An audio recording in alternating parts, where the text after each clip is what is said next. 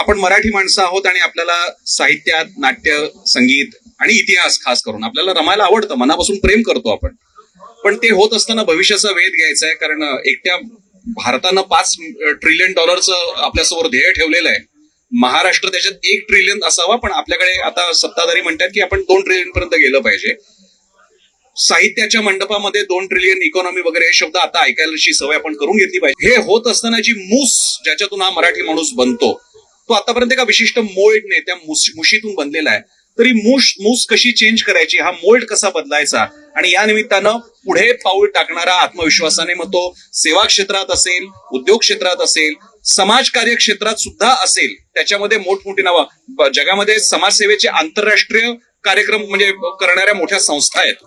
आगा Khan palace मधले आगा नुकतेच वारले, त्यांचं तसं मोठं काम होतं, आपली सुद्धा आहेत. पण आमचं सुद्धा पुन्हा सामाजिक कार्य हे सामाजिक चळवळीपुरता, आणि मग त्याच्यातली नीतिमत्ता आणि आम्ही कसं सगळं सोडून सामाजिक कार्य करतो, ज्याचं महत्व आहेच.